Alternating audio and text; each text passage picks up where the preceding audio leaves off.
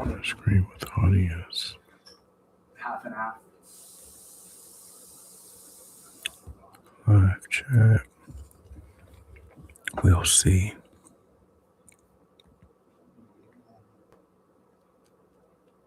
Let's see.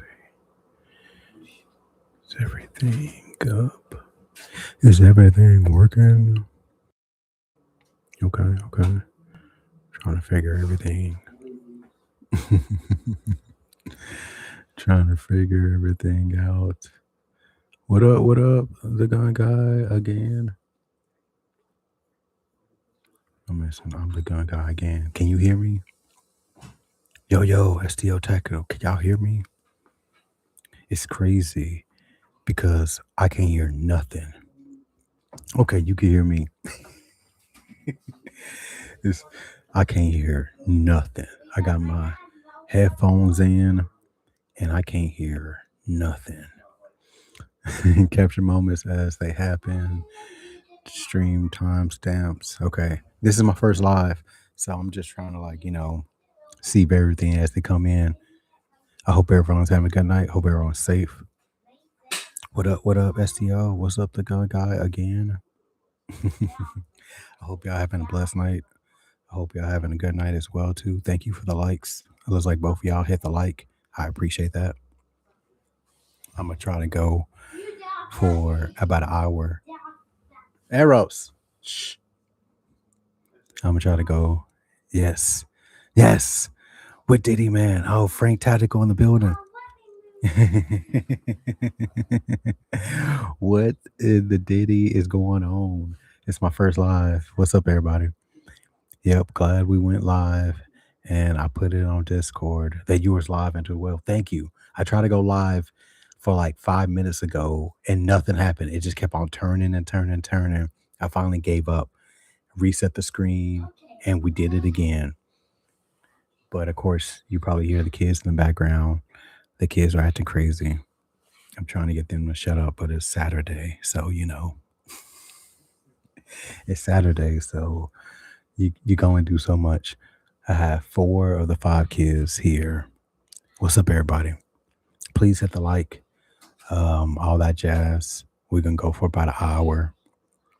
This is my first live, so we really don't have too much to talk about. Let them ball. Yo, man, you say that until until they're on the stream talking about, guns and talking about that daddy, how crazy they daddy are. And then, I got to get a strike or something. Yes, EDC, Everyday Life Carry. What to do? Young Cuba Gooding Jr. No, we do not. Look, I would have took that as a compliment before all the Diddy situations with Cuba Gooding Jr. You know what I'm saying? He was a freak, man.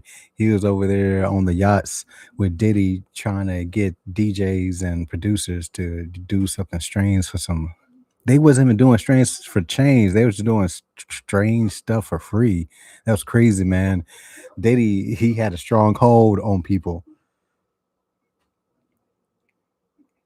He had a strong hold on people over there and Diddy, crazy. Shout out to Diddy.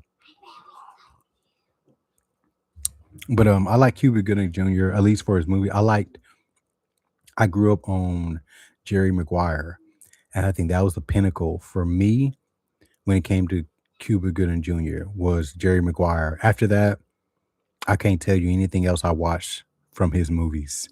He pretty much was gone for me.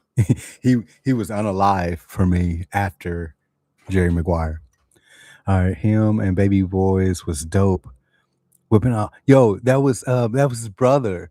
That was Cuba Gooding Jr.'s brother that was in Baby Boy. But I love it. Okay, when are you gonna get a rifle and a suppressor tech? Who is Frank? Frank is crazy. Frank coming here hot. All right, he came out here on 100 saying, when are you gonna get a suppressor and a rifle? That's crazy because my close friends, my close buddies that I run with and I do dynamic pistol with. Arrow, shut up. My buddies that I do dynamic pistol with is He said it's the coolest dad after I just told them to shut up. Um, they always ask me when I'm gonna do rifle and when I'm gonna get a rifle.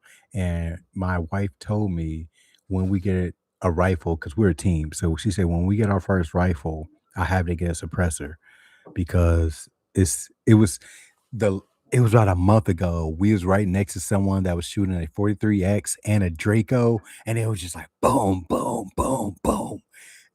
And she was like, "We are never getting a rifle without a suppressor." After that, so I could definitely get a rifle.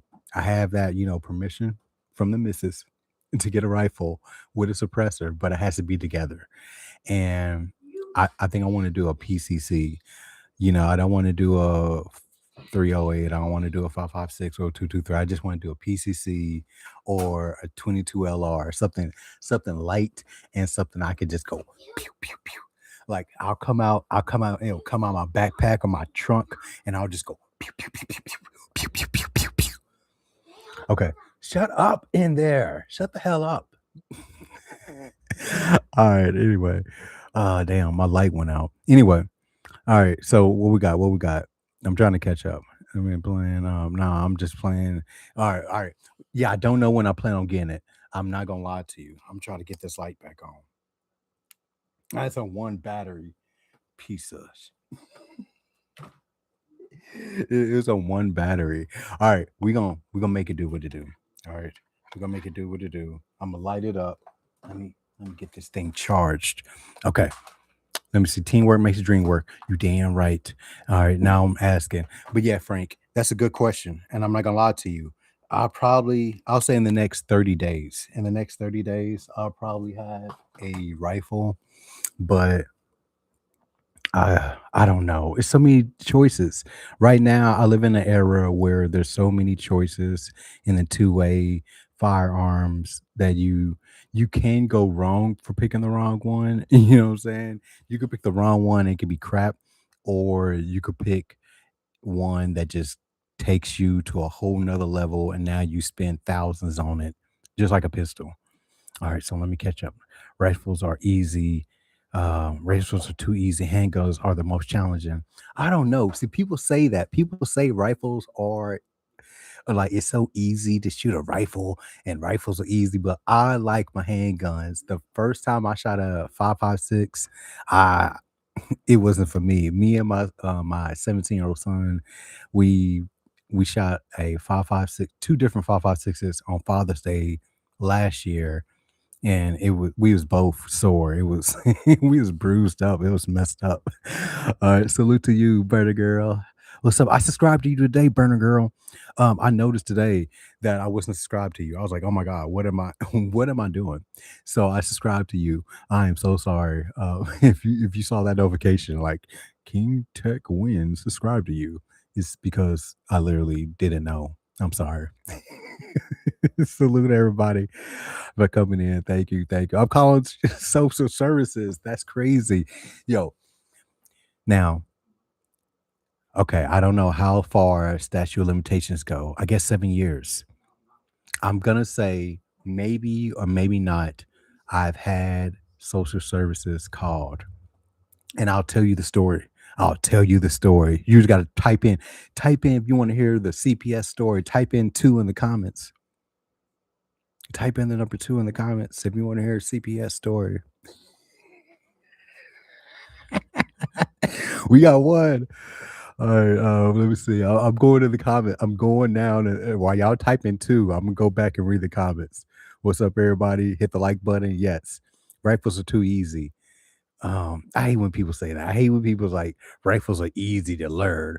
I did a dynamic pistol class, and they were shooting rifles. I don't know what rifle I had, but it was jamming. It jammed so many times that I was getting pissed off. It wasn't even my rifle. It's my friend's rifle. He gave me his ammo. Now he did have reloads, but it jammed so many times that I wanted to be like, bro, I'm mad. I want my money back from you because your gun that you let me borrow jammed. I want my money back from you for the experience. Now my Glock 17, it ran like a champ, but his AR was like, nah.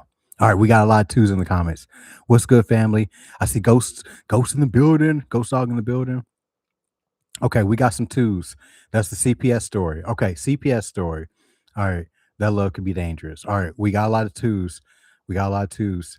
So we're gonna do the CPS story. The CPS story. Okay, so this had to be. I'm gonna say 7 years because of statute of limitations. So this had to be 7 years ago and a day. 7 years ago and a day. I get a knock on the door. It is like Christmas Eve. All right. It's snowing outside. The kids are home on winter break. This is before I had my 7 year old. So it actually has to be before because he wasn't even here. My now 16-year-old, he was in kindergarten or first grade. So this was a while ago. All right. So this was like 9 years ago. So 9 years ago, it's snowing Christmas Eve. I get a knock on the door. I look and I just see a head of what it looks like the top of a head of a woman, and that's all. So I thought it was the next door neighbor who at the time was maybe in third or fourth grade. So it would have been her height. So I opened the door. I'm like, it's snowing. I just see the top of her head. I open the door just automatically. And I was like, yo, what's up? What's going on? Is everything okay? I didn't know if she's locked out or anything. So I want to be a good Samaritan, good neighbor, all that jazz. So it's a lady holding a clipboard and she is with Child Protective Services. And she's holding a clipboard. She's like, "Hey, she introduced herself. I'm with CPS. This is my name. Here's my card. I need to come in and talk to you about some things." And I'm like, "What? Yo, I live in an amazing neighborhood. I have an HOA. I'm talking about it's a nice, good city. So I'm like, what are you talking about? You need to come in my house. She's like, look, if you don't let me in, I have to call the cops. I'm like, whoa, that's crazy. So she was like, I gotta call the cops if you don't let me in. So I opened the door, I let her in the living room. And she's asking me questions about my kids, about who I am. I'm like, what's going on? It's Christmas Eve. It's Christmas Eve. Now I wasn't expecting any guests, but I'm like, yo, what's going on? She asked about I had at the time I had four sons. She asked about the three older sons, their names, their ages, and what grade, what school they went to. Now, with my two older sons, they're adopted. My oldest son, I had full custody of him. I got full custody of him when he was 1 years old. We haven't seen his mom or talked to his mom since then. So it's been 19 years since we have seen my oldest son's mom or talked to him. Please don't try to reach out to her. If she doesn't care about her son in 19 years, then to hell with her. All right. So we haven't seen her in 19 years. And my second oldest son, he's 20 as well. We haven't seen his father in 19 years. I've been his father since he was one. So when I met my wife, I had a 1 year old from another relationship. I had full custody of him. And she had a 1 year old from another relationship. She had full custody of her son. So it was mine's, hers, and then we ours as the family. So mine's and hers when we met. So I had to tell the CPS his mother's information, and that was like off-putting because I'm like, you could try to contact this lady, but I haven't talked to her at that time in about 12 years. And then same with his father, that they wanted to know my adopted son's father name and where he's been and all that. I'm like, yo, look, we don't know where he's been or anything about him for about 12 years, but here's all the information. And then they asked about the son, that we have together, and we're like, we're the parents of the middle child, but they didn't ask too much about the kindergarten slash first grader. So that was a little odd. They had all the information about that. All right. So this is good. This is good. They wanted to check my refrigerator to see if we had food. They wanted to check my pantry to make sure we had food and snacks. They wanted to check the kids' bedrooms to make sure that they had beds, and I thought that was kind of weird. You know, I'm like, what you mean? Do they have beds? I'm hoping we're still live because the comment stopped. So please, please, let me see if you're still here listening to my crazy story.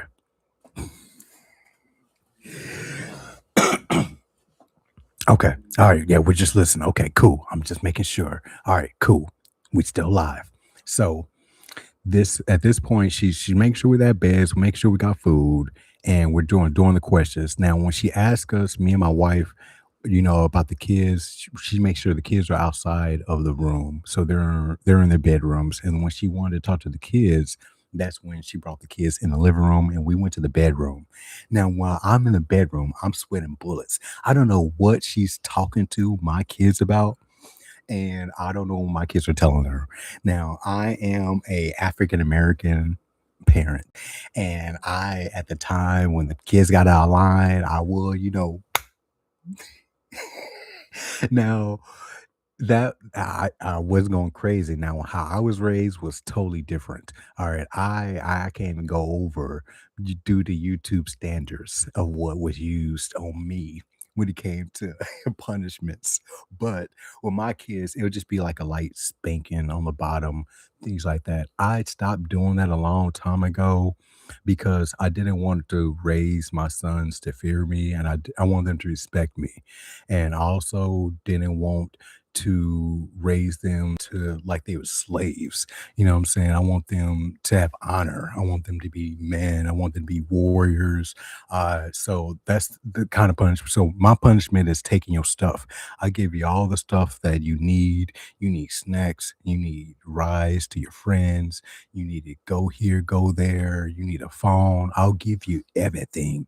But once you get out of line in school, your grades start dropping, things like that, then I start taking stuff away. And me, you can ask them, I have no problem taking your stuff away and selling it. It was a point in time that my kids were crazy. We told them they couldn't have social medias. And we found out that they had Discord and some other social media accounts. So I took all their cell phones and I sold them. I went to the Apple store and I literally sold all their phones. And I took them to the Apple store and I sold all their phones in front of them, and then I bought their mom a new iPhone. I swear to God.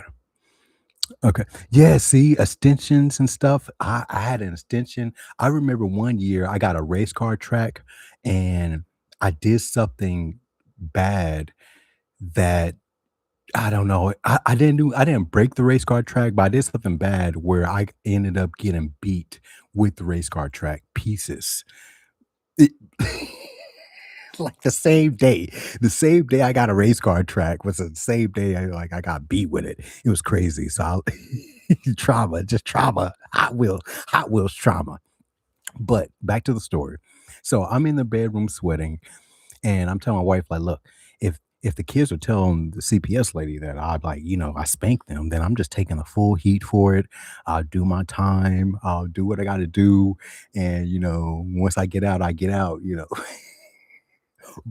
So you could stay here with the kids, you could raise them, you could, work, continue to do what you do as a mom. But if the kids rat me out, then I'm just gonna take all the heat. I'm gonna take all the blame. All right, I'll do that. That's why we was in the room saying like, yo, if the kids say anything negative, blame it all on me. All right, I blame it on me, baby. So we get out the room. She's like wrapping up. She's like, everything sounds good and kosher here. You'll get a letter in the mail saying that everything was clear. I don't think I need to talk to y'all anymore. I don't think I need to come back anymore. Everything sounds cool. And I'm like, what is going on? Like, why are you in my house on Christmas Eve asking about my kids, asking about the beds and all this stuff? So she was like, look, we had a complaint and we're just following up on a complaint that we had for the school district. And she left it at that. So we were still sweating bullets because we never experienced this as parents. We had, like I said, 4 sons, never experienced a knock on the door like that, never experienced a noise complaint, even having 4 kids. So we was like, "This is crazy," on Christmas Eve. So Christmas was, like, nerve-wracking. I'm like, "Is this the last Christmas we're gonna have together? Is this is this the last Christmas you're gonna have with daddy?" We go to Christmas. Well, New Year's come. I think that's when we get a letter around after New Year's, and it's like you've been cleared, everything is good. We don't have to talk to you no more. But I asked the kids, like, "Yo, what's going on? Why did CPS come to the house? Like, what's going on?" And I found out that the youngest one that they didn't need information on, he told them he went to school on the weekend. We used to let the kids go out back and pinch out tents. And what I mean is that we literally have two people tents that they'll set up outside or sometimes set up in the living room and just camp out. We're not big on camping in the woods or anything like that. We will be just camping out in the backyard where it's safe and my kids can still come inside if they want to, but still have that outside door experience in the nice neighborhood. So they used to camp outside and call it Fortnite. They used to literally build forts in the living room and build forts outside and call it Fortnite. So my son over the weekend went to school saying that he was sleeping outside. And one of the teachers heard that and they called CPS. They heard my kids were sleeping outside, y'all, and they called CPS on us. My kids were willingly sleeping outside. All right. We we were not homeless. It was crazy because then after that, every time that I enroll my kids every year, I had to sign something, a little bulletin saying that we're not homeless and we're not experiencing homeless. And they give us a number to call if we're in the school district and we have any and we're having a problem with homelessness. Now I appreciate that. I love it. Thank you, my school district, for having that. But that is so crazy that we started like a trend of of helping people not being homeless in the district, but we're not homeless and we wasn't close to being homeless. I know. Yes, it's the teacher had nothing better to do. Yes, Dr. T. It was crazy. That was the most terrifying thing that I think I had experienced in my life. And we used to camp outside in my PJs. Yes. See, yes, should have called the cops right back on it, right? Exactly. I don't know who did it at the time. I didn't know who was like that teacher that did it, but I was so upset that it all came to the kids telling them that it was Fortnite and they slept outside in tents and that it was so upset. Even when they came that day on Christmas Eve and they opened the door, I think that's why she stayed even longer because when they opened the door, there was tents inside the living room, and I had to, like, shut the door, make sure we get all the tents put together, and then, like, like, "Hey, kids, get like, oh, we got company. We got some lady gotta come inside, so put all the tents away. Put the tents up. Hide the tents." But it was, you know, it was tense on purpose. But that's the story. That's the first and last time I had CPS called. I hope no one has to ever experience that again, or no, I hope I never have to experience again. I hope no one has to go through that I know, because that was traumatic, definitely traumatic. All right, camping outside as a regular as a kid. See, I love that, Dr. T. I did not camp at all. I didn't go fishing. The last time I went fishing, I was maybe like 6 or 7, and I don't know what I was doing. I couldn't tell you anything about that day other than the experience of camping outside. But I, excuse me, I didn't grow up in a hunting or a camping family. Unfortunately, my stepfather was a truck driver when him and my mom was together in my early years of childhood. And then at 12, they divorced, which I watched a lot of Hoarders and a lot of shows for Hoarders and what is that other show? It's Hoarders and what is it? I'm gonna think of it later. It's about the addicts. But yes, both of them. Um, what was it? Intervention. Yes. Okay. Intervention. Me and my wife and the kids have watched all episodes of Intervention and Hoarders. And it pretty much is the same thing. Something dramatic happened in these people's lives around 12 to 14 years of age. And they pretty much don't get past that. They don't get therapy. They grow up to be adults still living as a 12 or 14-year-old person. And it's not a good experience. So I definitely make sure when my kids was 12 to 14, we got them therapy, we really got them activities, we got them into the big brother, big sister, we got them peers. We definitely made sure that was the start. If they wasn't doing something, then now they were doing something. You know what I'm saying? If they wasn't doing an instrument, then they was doing an instrument. If they wasn't a sports, then they was taking a sport. Because we want to make sure we mold them right because I don't want my kids out there doing something crazy. You know what I'm saying? And then they got my name and my reputation. I don't want my kids to be like, yeah, they rob some old people and they're like, hey, I remember your daddy was a good man. And then they're like, well, I ain't my daddy. I ain't my daddy. I want my kids to be good, man. If they could be better than what I was, then we're going to be on a great, successful, level. Man, I can't wait. I can't wait. I want my kids to take care of me. I can't wait for them to have a nice house and nice cars for me to drive they shit and wreck it and be like, oops, buy another one. Don't you got insurance? Right. I'm it ain't, right. It ain't my daddy. I ain't my daddy. I ain't like my daddy. No, man. Yeah, my stepfather, like I say, he's still around, but me and my stepfather really don't have a relationship whatsoever. He I know after I was 12 and him and mom divorced, he was just kind of out the picture. You know what I'm saying? He basically was married to the relationship. And once the relationship ended, he was done with, the relationship of being a father. And I really didn't want that with my kids and didn't want that for anybody, even my grandkids. I've seen that even my grandparents. I have grandparents that are on this earth and they are great people that I know of.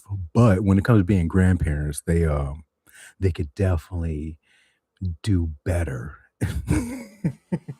I'll say that.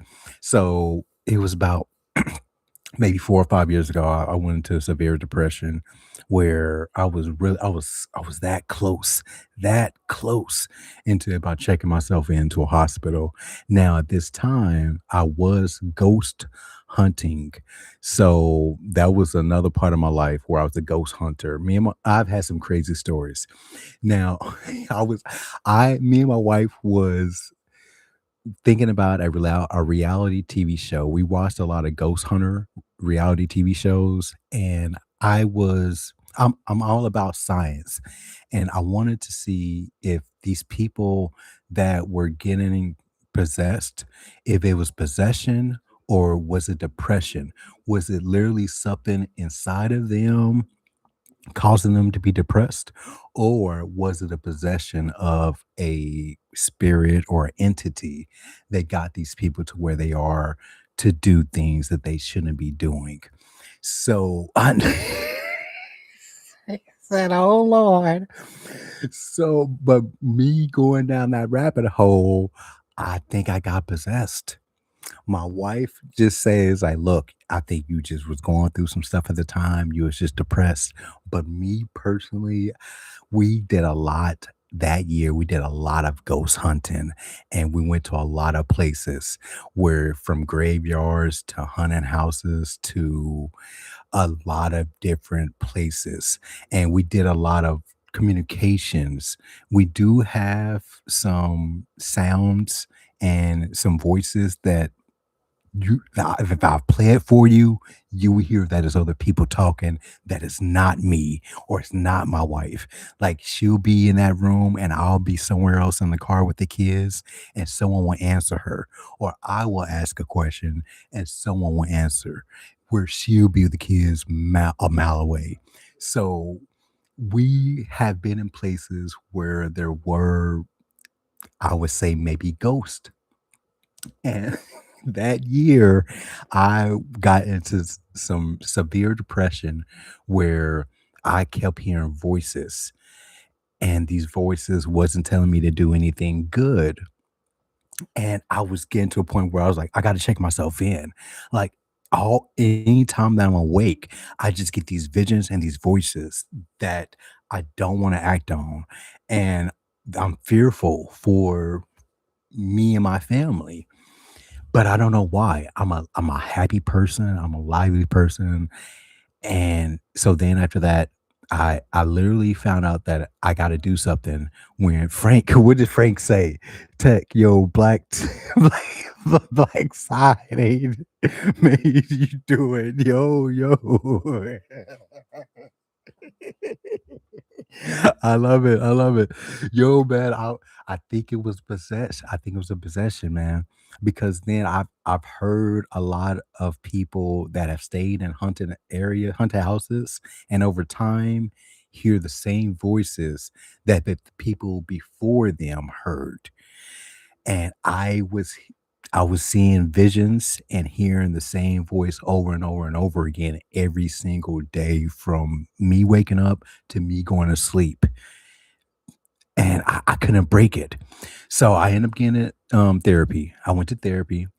Uh, yeah, I knew I had to do it. I knew after like 2 or 3 days of doing this, I just couldn't take it anymore. So I went to therapy and all that good stuff. I what I was taking more walks, and just slowly but surely I was getting back to my own self. With therapy, with taking walks, with meditation, with going to the gym, hanging out with my family. I was getting back to myself, but what got me over the hump, what made me kind of snap out of it and say I got to do better, was thinking I got to be better for the kids. I got to be a better parent. If my kids ever felt like this, I want to be there for them, and to either be there for them and be able to take their kids and have them and let them have their one-on-one with themselves and do their journey, and I could be a good grandparent that I never had, or I could be a good parent being there for them in general. Because you know that if I'm not around while they're going through their stress and depression, then who are they going to have to fall back on? You know what I'm saying? I don't want to have to trust someone else, another man or another woman, to be there for my kids when they need me. So I that kind of got me. I was like, look, right now I don't feel like anyone but my therapist is there for me, and what if my kids feel this one day? Who will be there for them? So what if a therapist is not there? I want to be that person. I want to be that parent. Or what if my grandkids feel like this one day? I want to be that grandparent where you could call on and we could do some stuff. You know what I'm saying? What's up, 762 Mike? So that's what got me over my stress, my depression, my possession. All right. Now, I still don't know. I've never went through that before, and like I said, that's about 4 or 5 years ago. We stopped ghost hunting. Me and my wife found out that what we were doing was actually hurting the ghost by calling them and by summoning them into rams. It sounds crazy, but because these people or what if you don't believe in ghosts, that's fine too. But these spirits that we were calling on and asking for advice and summoning, we were taking them back to their dramatic point of their lives. So if we're asking you who your name was, what made you unalive, how long you've been here, we're asking those questions, getting you back to that state where it was the worst day of your life. And you may be okay with answering those questions, or you may want to hop in my body and possess me. Yes, Frank. I know it sounds crazy.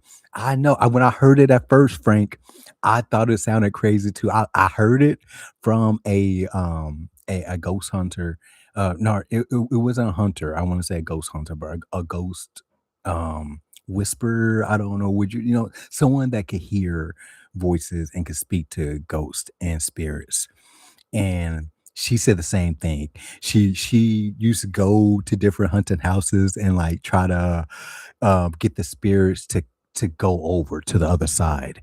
And there was a city she went to where there was kids that would break into a house, an abandoned house, and just do rituals, just all the time, just every time, just anytime they was free, they was just doing dozens and dozens and dozens and dozens of rituals, and they didn't think they was doing anything. They would do the ritual, blow out the candles, and be like nothing happened, and leave.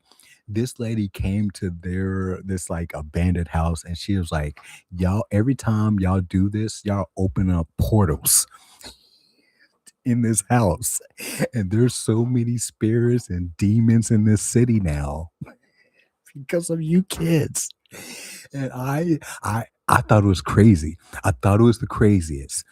But she said, what you are doing, you're actually hurting these spirits. These spirits just want to be left alone. All right. If they're in the graveyards, if they're in these houses walking around, sorry, if they're in these churches and these hospitals, wherever they passed, just let them be and let them do their thing. But you summoning them, you asking them questions, you wanted to communicate with them, don't do that, because then you can also you could also communicate with the wrong one, or you could bring some bad juju your way. And ever since I heard that, I was like, you know what? Maybe I should stop. Maybe I should stop because I don't know if I was possessed or if I was just depressed. And I think I was possessed. I'm not messing with the Holy Spirit. I'm only messing with the Holy Spirit. Exactly. Exactly, Dr. T. And at that time, I wasn't into going to church. Now, I have been for the last 2 years. I've been going to church. My my 5 year old, he's 7 now, but he was 5 at the time, and we was going to a church pantry where I will volunteer and also sometimes get food because these kids eat me out of house and home. So the church had a summer camp for the kids, but in order to put 5 year olds in, you had to also volunteer to for the kindergarten. So I volunteered to be one of the leaders of the camp, and I also put my 5 year old in the camp. He loved it. After that, it was a week-long camp. So after that, he was like, yo, when's the next camp? And I had to tell him, like, the next camp is not until another year. But they have some Sunday school. And if you want to go to Sunday school, maybe I could take you up here to Sunday school. But I don't go to this church. So if I'm going to bring you to Sunday school, I might as well go to church. And that literally is how I got back into serving Jesus and serving God, was having my 5 year old love summer camp so much that he wanted to go to Sunday school. And me taking him to Sunday school got me going back to Sunday church. And since then, I've been volunteering. Every other week, I volunteer to do security at my church.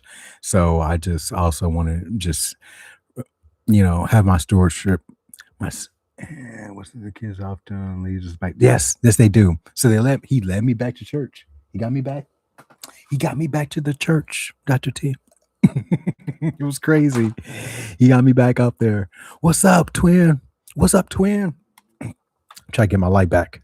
I know it went out for a second. Me and my wife be using the same light for our calls. Okay, we got our light back. We got our light back.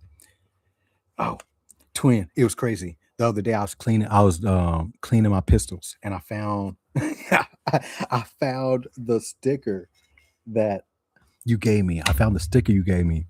I put it under my mat to flatten it out because when you sent it, I think it got crumbled or it got like, it got a little cricket. Bam. It got a little cricket. But it's flat now because it's been for months sitting underneath my pistol cleaning mat. No, don't mess with them ghosts. Yes, Dr. T. You're right. So I stopped messing with ghosts. Me and my wife, we stopped going to haunted places. We stopped going to graveyards. We stopped hunting witches.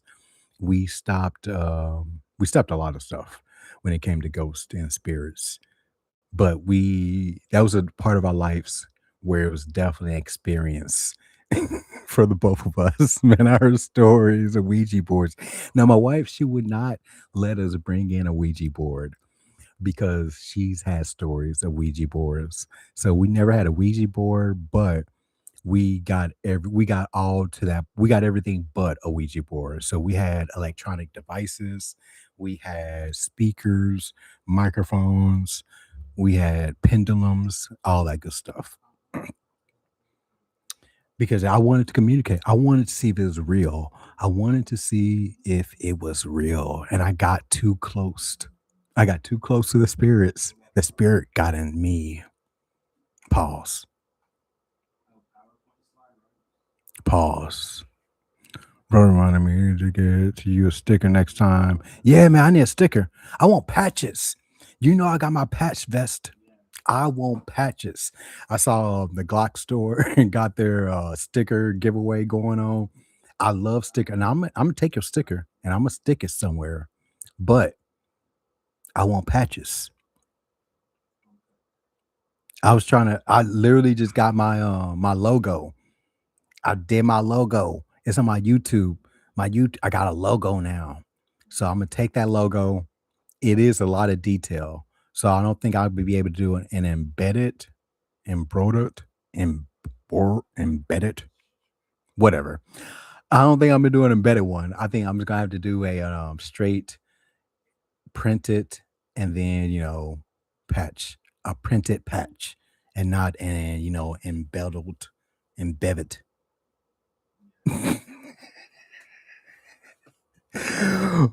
All right, what? Say that different. The sticking part, I'm gonna take his sticker and stick it. I'm gonna stick it a sticker. I'm gonna stick it a sticker. If I missed anyone, good evening. Sorry, running behind. I'm sorry, I ran the chat. Look, I just let the chat do what it did when I told my ghost story and my CPS story. Kids, office leaders back. What up? What up, everybody? No, I did not have a Ouija board. Sorry, Frank. I just saw that. We did not have a Ouija board. But we had electronic devices. We would take our time and make sure that we was the only one at these locations, so it wasn't any interference. And we would stay all the way till night or sometime in the middle of the night to hunt. Or I want to say hunt. I saw hunt ghost in the chat. So I said hunt. We wasn't hunting ghost. Um, but we were hunting ghosts. My daughter every time she gives the keys to her truck, the oil change, and you wrecking it. All right. Yo, I can relate. Kids to the doctor. Yep, yep. Oh man. Oh man. Camping. Okay, okay. I think I got caught up. I'm so sorry. Oh man. Whoa, showing Prince is diabolical. What you mean? What you mean? Showing my Prince? What I do? What I do? Had to stick it somewhere.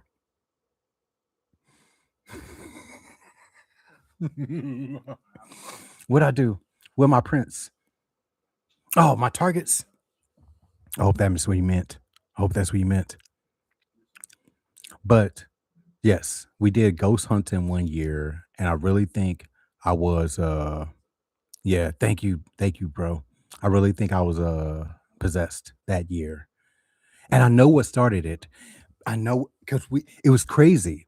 That's why I think it was a possession because it literally happened just in a blink, just in one day. On one day, I went from everything was cool, and then patch prints. Yes, I need my patches. but but yes, my man, what if I can get it went from nowhere. I was happy one day. I took my cats to the vet and they gave me a bill. And the bill was like, I think the bill was like $300 for two cats. And I was like, what the I'm not paying this. I was like, do y'all got like a payment plan? And they was like, no, we don't got no payment plan. So then I went to the front to talk to the receptionist. I was like, yo, man, they just gave me a bill of $300 for these pets. Like, yo, y'all don't got no payment plan? And they was like, no, you don't got no payment plan. How do you want to pay it? Debit, credit, or cash? And when she said that, I just looked at her. She looked at me and I just walked out. I just walked out of the building and I never went back to that vet. But when I got the bill a week later, I went straight to depression. I went straight to depression. When I got the bill, I opened up and it said it was $300. Pay this, Mr. King Tech wins. I went straight to I was like, oh my God, I'm in my part of my life where I'm running from a $300 pet bill. Like, is life even worth living anymore? You know, if I can't afford $300 pet bill, why am I here? I was I was so stressed and depressed. I was like, the hell with this. You know what I'm saying? My kids need a better father. My wife needs a better husband. I can't afford $300. I'm out of here. This ain't the life. I was gone. Like, dude, in from me getting that bill from like a week later, I was literally standing on top of the tallest building in the city looking down. And I was like, oh what am I doing here? What am I need to call somebody. I need help. I need help. It was crazy. So I think it was a possession because every day I woke up, something was telling me, like, look, man, you need to just jump. You need to just jump off something. And I don't know what happened. Now, like I said, I was thinking about I needed to be here for be to be a better father. I need to be here in the future, be a better grandparent than I had, and I need to be there for my kids. And that's what got me back to being the person that I knew that got me to saying, yo, F that vet bill. I will make payments to that company. They will get the money when they get the money, and that's it. They'll take if I send them $20, they better take it. If I send them $10, they better take it. S- And then those cats, we still got those cats. We still got those cats. Those cats are still healthy. But I was like, yo, man, I was lost in the sauce that year of ghost hunting. I was lost in the sauce of that year of ghost hunting. It was crazy, man. Crazy. So yeah, I hunt.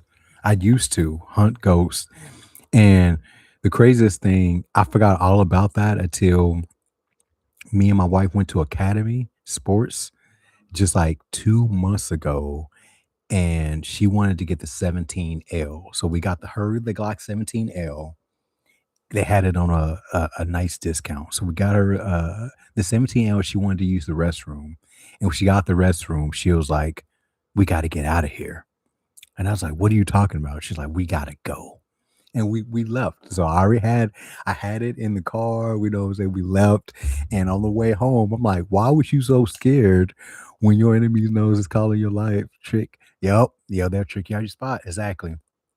Exactly, Dr. T. Yep. I was like, what? Why was you like so afraid? And what happened when we was at academy where you had to go? And she said, when I went into the academy bathroom, there was a woman there was a woman standing in the mirror by where you wash your hands crying. And she was, my wife, she was like, look, I'm an introvert. So when I saw her standing there by the sinks crying, I just went into the stall and I was like, did my thing. And I'm hearing her cry. And I'm like, I hope that woman's okay. And I'm hearing her still while I'm in the stall crying. And when I get out of the stall, I open up and she's not there anymore.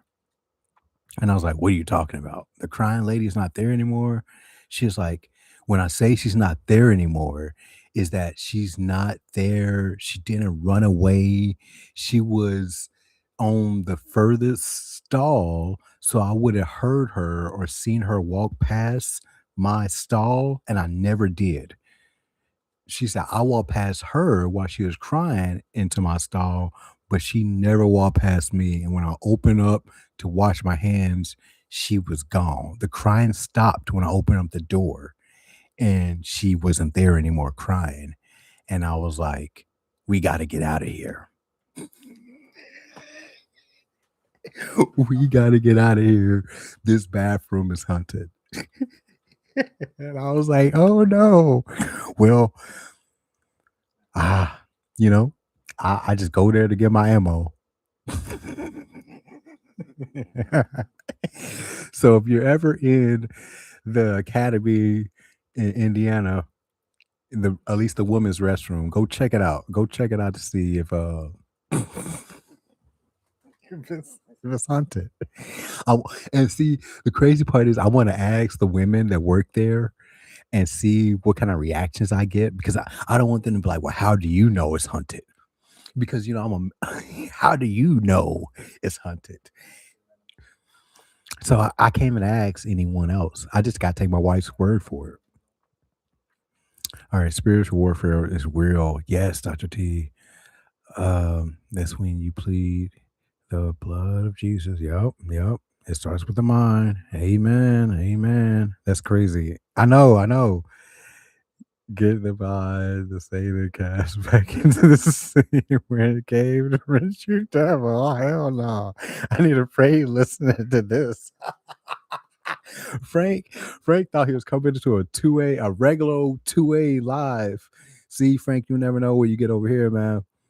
I just spoke that, and that's what came out that way, y'all. See, he said, "Get the behind us, get them behind us, Satan, cast back into the sea, where you came from, and rich devil." I love it. Yeah, Frank, man. Look, I don't know, man. That's my ghost stories. And one time One time we found a witch's grave, and now that to me, when we was ghost hunting, was the most craziest thing that I got to see and experience.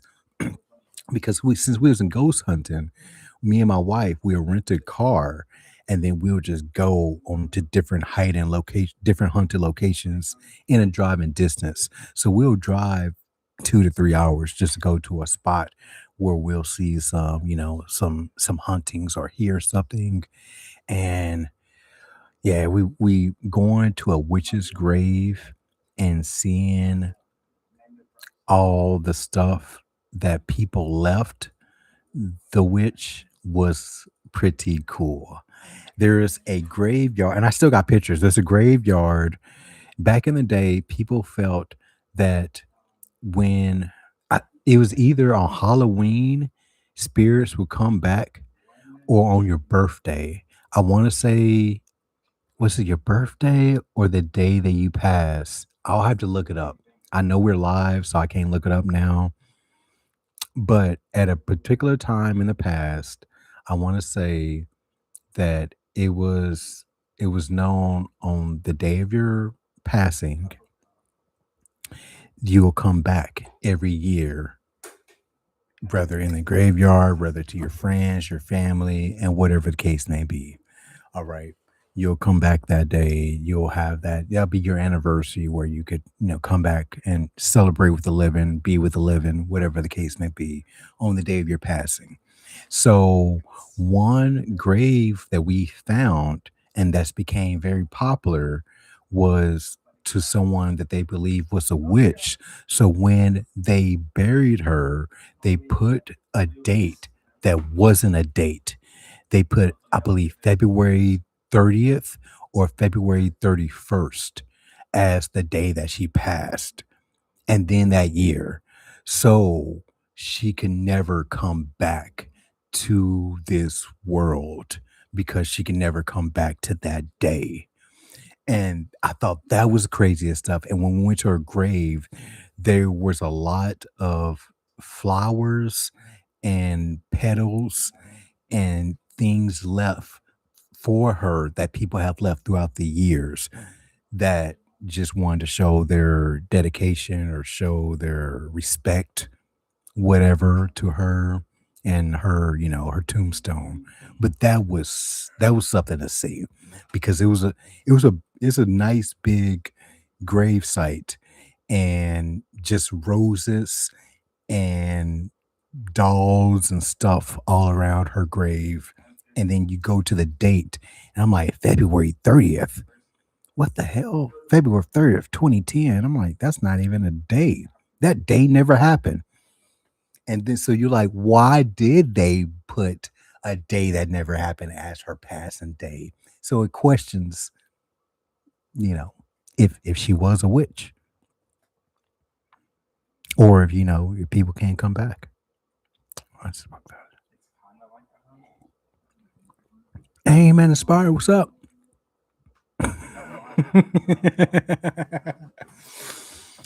Yo, we was talking about all kinds of stuff. Aim Inspire. They had me talk about ghost hunting, the Academy Sports being hunted. What else we talk about? And CPS. You may have to go back and rewind and listen to the live. Listen to it like a podcast. That's why I do most of the people's lives when they have a live. I hope that y'all are not dancing or doing anything crazy because I just listen to it as a podcast. Like the We the People podcast, Miles J95, Ghost Dog, almost all of his as well too. I'll play it and look at it, but then I'll start to do something, dry fire or something like that, where then I'll just start listening to it as a podcast and just kind of vibe with it. Same as sleeps so fly. I can't say it. He knows what I mean. My New York man.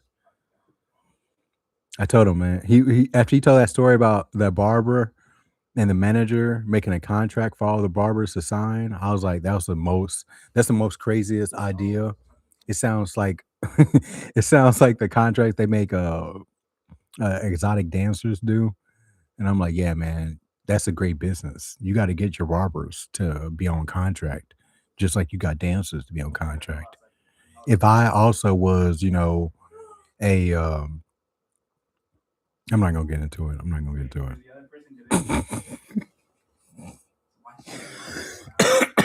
But putting people on contracts is is definitely it's definitely what I would do. What's up, brother? What up? What up? What up? I definitely put people on contracts. I have no problem doing that. I would end up being like Gucci man. Someone would have me tied up in the back, like, "Hey man, you gotta release me from the contract, King." And I'm like, "Nope, I ain't never releasing you.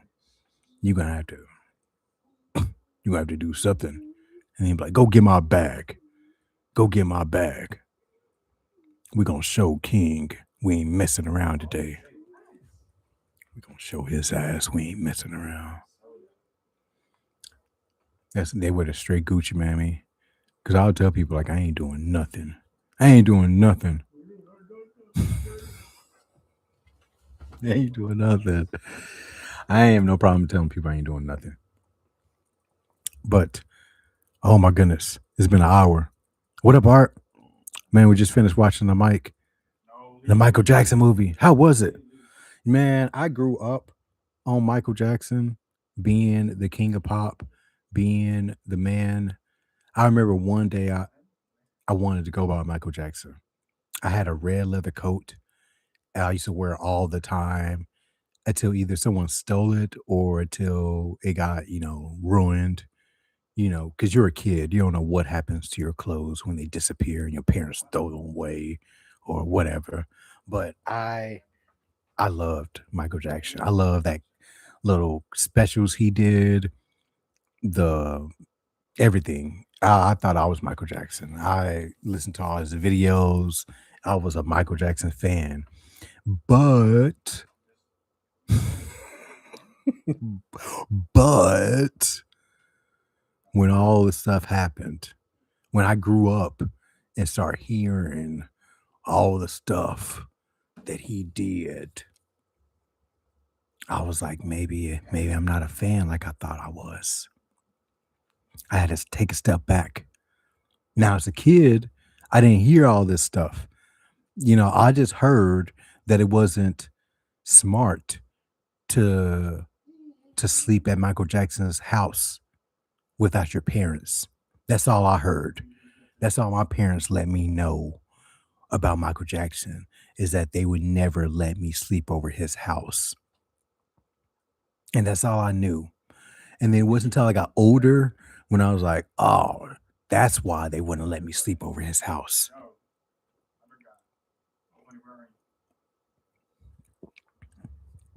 But other than that, like I'm gonna see the movie, but I'm gonna see the movie when it comes to Peacock. All right. That's when I'm gonna see the movie when it's like streaming. I'm not gonna lie to you. Me being a grown man at 39, going to see that because I'm just gonna go by myself. My kids, they don't care. My wife, she don't care either. So me going by myself, I know it's not gonna happen. I know it's not gonna happen. I'm not gonna go see the Michael Jackson movie by myself. I went to go see one movie, but what the hell movie was it? The last time I went to go see a movie by myself, I'm thinking about it was like I'm trying to fucking think about it. It was so cool because the person next to me was an older woman that she had a whole bunch of beers in her pocket, and she was like, "Do you want a beer?" And I don't even drink beer, but I was like, "Hell yeah, I want a beer." And I drunk one, and then after I got like halfway finished, she was like, "Do you want another one?" I was like, "No, I'm good. I'm only halfway through this one." And she pulled up. She had like 3 beers on her, outside the one that she gave me, and she's like, "You a lightweight." I was like, "Yeah, man, I don't drink beer like that." And that's just how I am. Like, I only drink in general twice a year, maybe. And that's it. I try to drink on New Year's, like, it's New Year's, drink something. Let's drink something. Woohoo. I'll try to drink on New Year's. And then me and the missus will get like a cabin or a hotel room, when we go out of town for like either a competition or an event or something, and I'll get like a champagne or something like that for us to share at the hotel. And that's it. That would be the only 2 times a year that I'll get liquored up.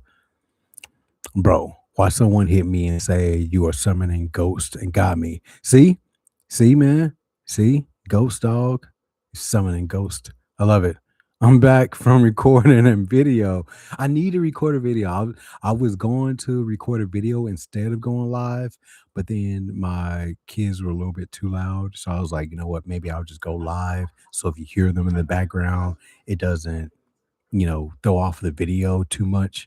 I was into a video the other day where his smoke detector was going off, and I worked in security and fire protection. My wife worked in security and fire protection for 25 years. I worked at fire security and fire protection for about, I want to say, 6 years.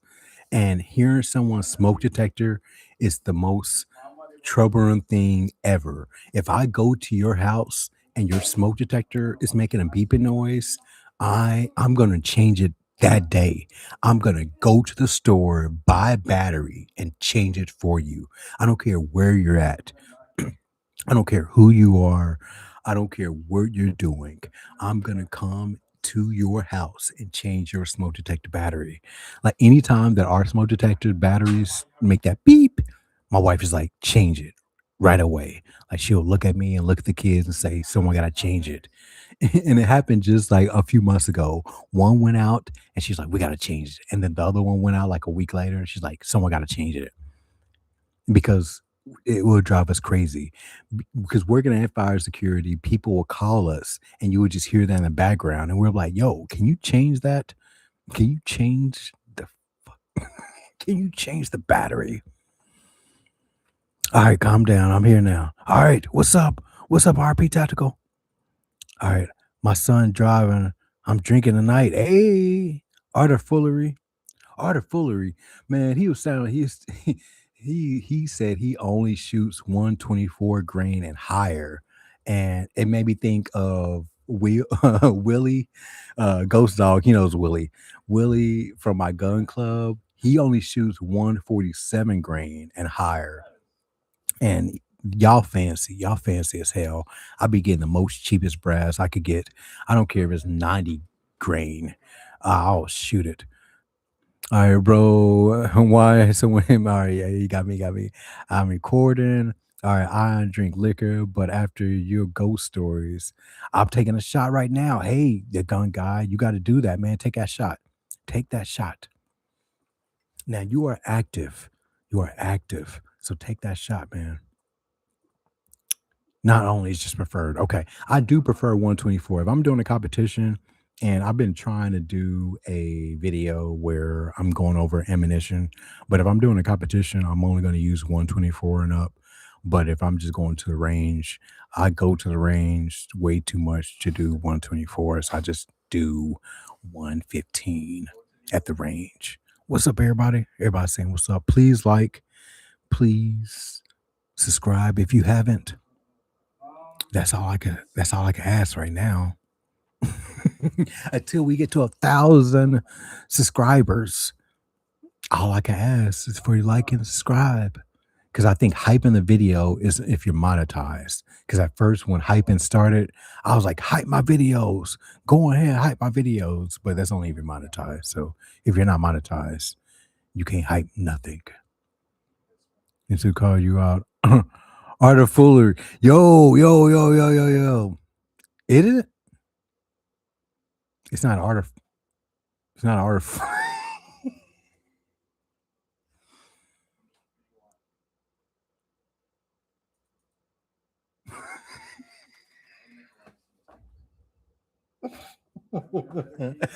Yo, y'all know I can't read. It's not art of foolery. That's crazy. I've been saying art of foolery this whole damn time. That's crazy. Yo, that's craziness. He's gonna beat the hell out of me when he see me. I don't know why. I don't know why I call him art of foolery. I don't know why. Is art to fillery? Art or fillery? Art or fillery? I don't know. Art or foolery sounds better. Yo, he said put some respect on my man's name. I swear. I'm a fool at times. See, that's probably why I got art of foolery. Yo, man, I swear to God, I swear to God, I didn't know.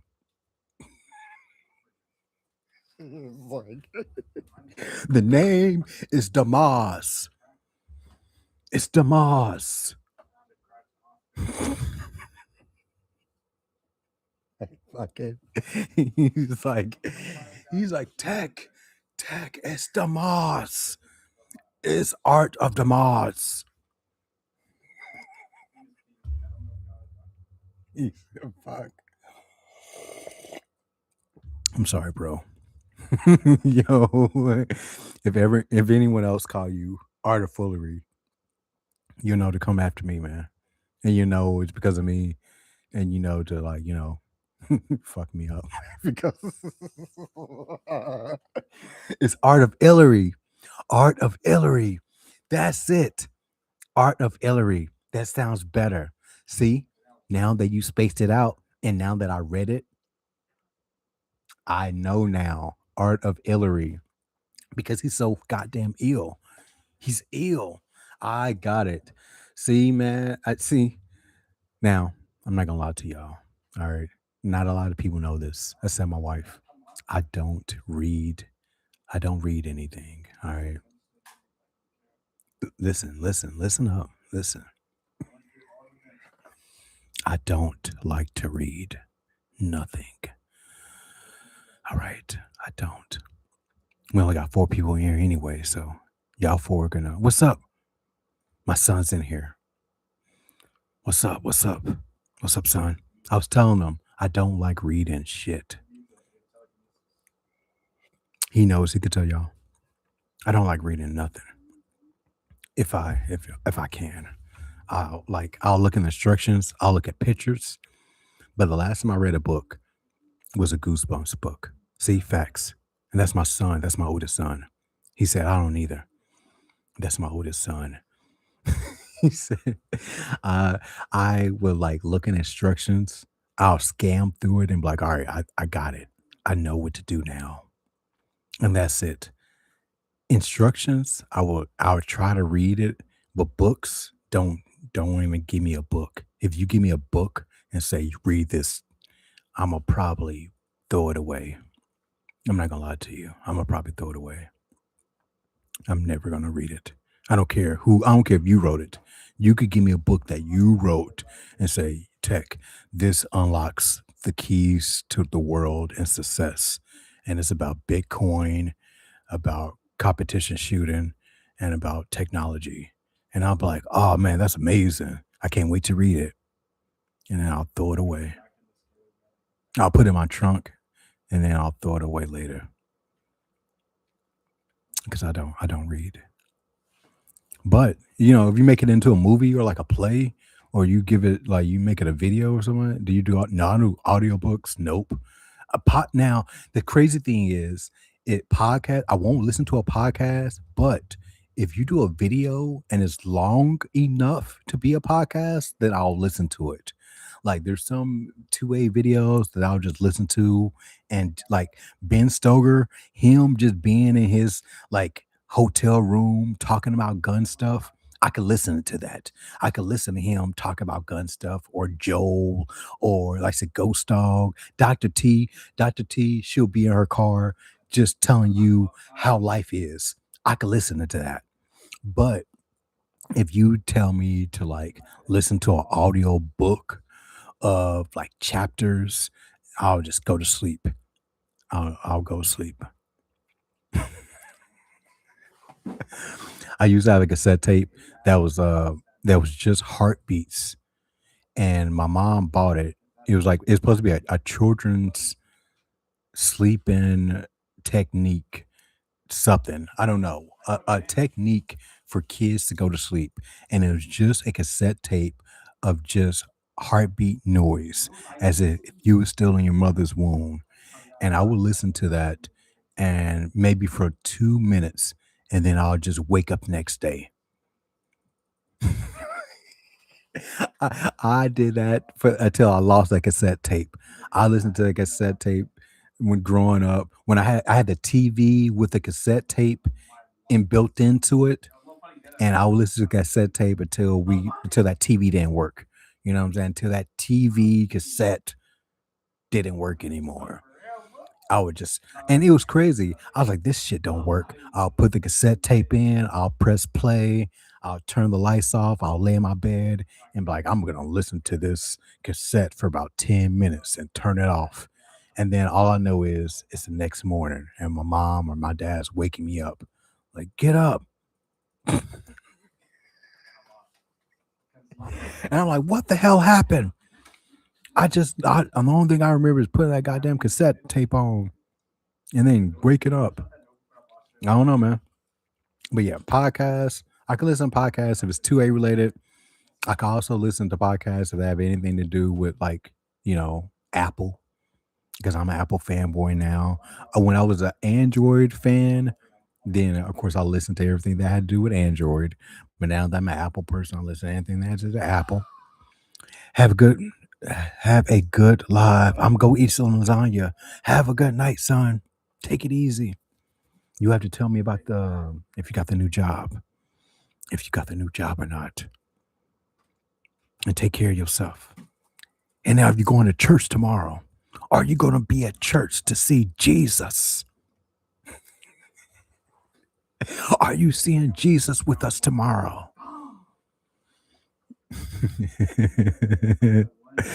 Horrible switch gig. I know. What's good? What's up, Joker's Guns? Joker's Guns, what's up? I saw you just got that 43X back. I'm gonna be at church. Okay. Well, now we don't have double church tomorrow. Tomorrow I do not do security, so we're only gonna probably be at the 9 o'clock church, and then we're gonna get out of there.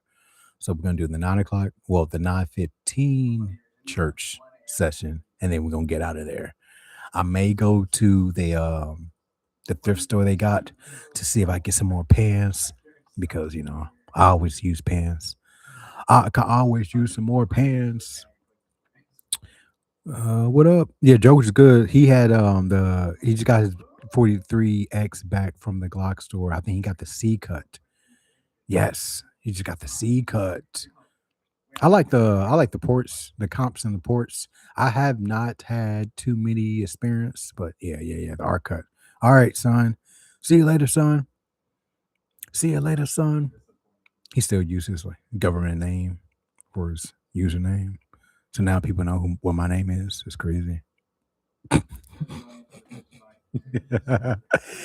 Get out of here, son, before they start seeing your name and then know what my name is. I thought your name was King Tech. That hat comes off. You're not a real competition shooter. That's what they're going to say. You're not a real competition shooter. Your hat comes off. Yeah, fully say more foolery. Oh no. Get ready to walk in the restaurant. I'll catch you next time. All right, man. Art of Hillary. Shout out to Art of Hillary. I ain't gonna mess it up now. Oh man, I literally every time I read his name, shout out to Art of Hillary. Every time I read Art of Hillary, I fucking said Art of Foolery in my head every time. And of course, on this live, now that y'all get to hear me, you're like, God damn, you can't talk. People do that all the time. Like I'll be talking to them and we'll like have to place an order when I have to work somewhere and I'll say pizza. And they're like, what'd you just say? And I'm like, yeah, we're gonna order some pizza. They're like, why you say it like that? I'm like, what do you mean what I say like that? They're like, why do you say pizza like that? I'm like, what? I just say pizza. And then we'll go back and forth on how to say pizza.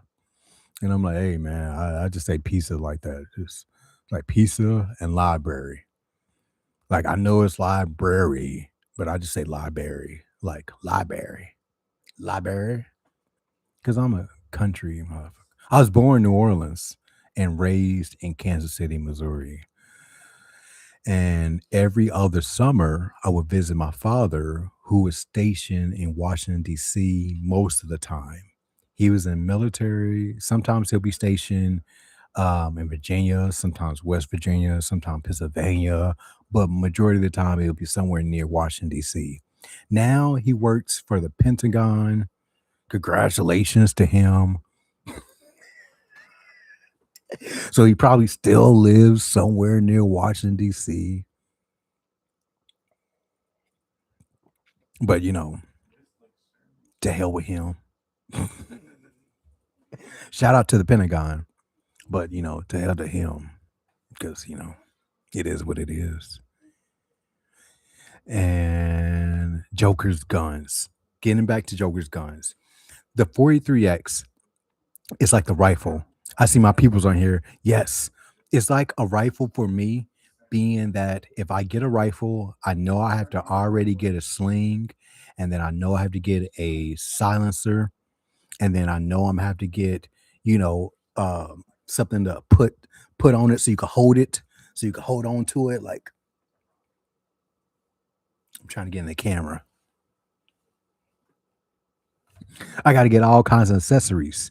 So I feel like the 43X for me would be the same. If I get the 43X, I'm gonna have to get a radium ramjet. I'm gonna have to get it cut if it's not cut for optic. I'm gonna have to get it. What what else? What else? What else?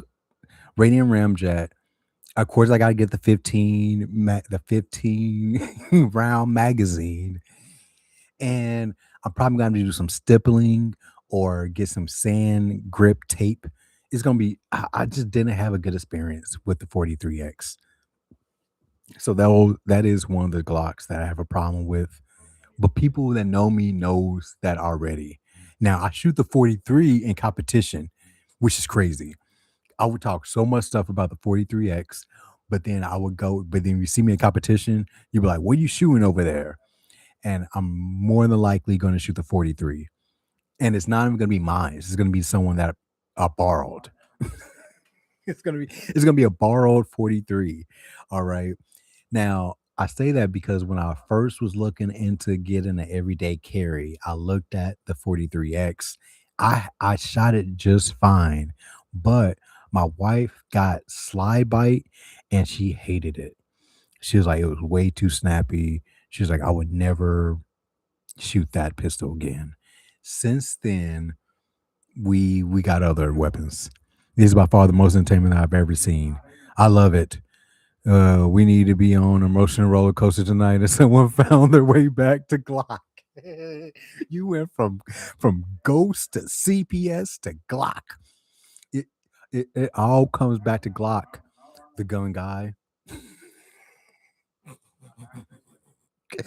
I know most of my lives are going to be crazy emotional roller coasters because I would come in with a plan and then leave with it going out the window. All right, I didn't have a good experience with it either. This is my third one, but first two kept all stock, only a red dot. This new one, I'm doing everything possible.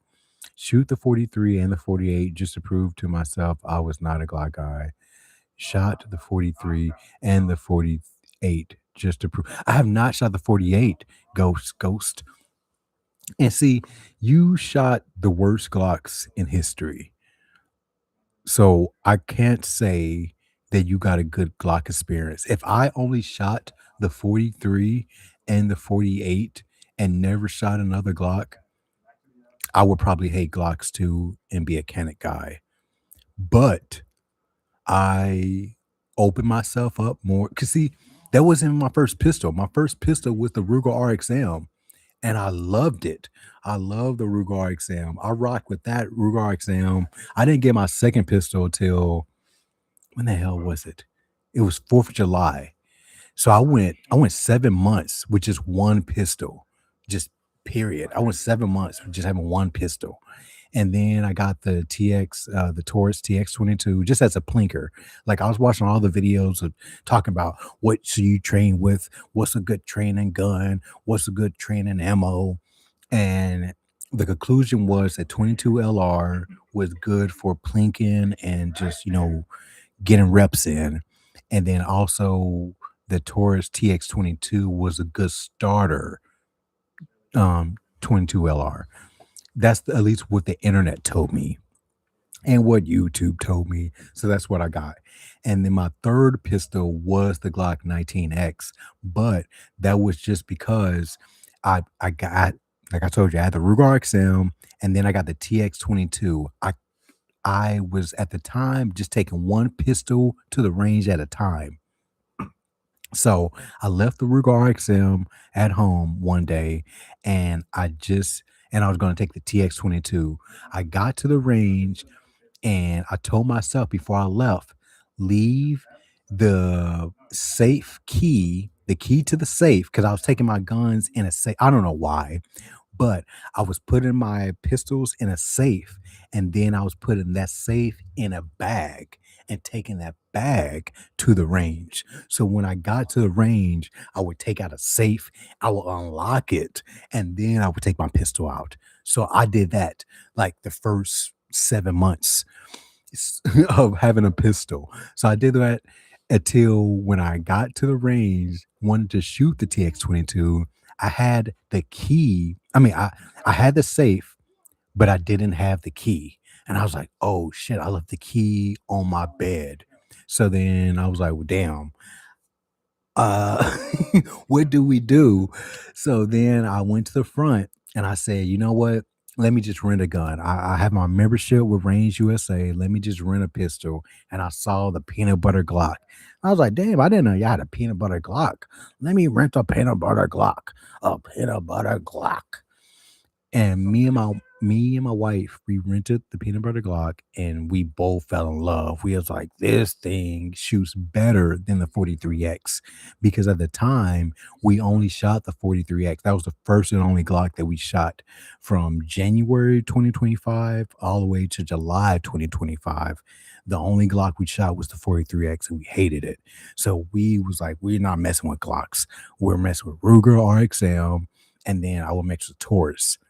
So I left the key to the Taurus. I didn't bring the Ruger, and I rented the 19X. We fell in love with it. My wife was like, "We got to get it. We got to put this in our collection."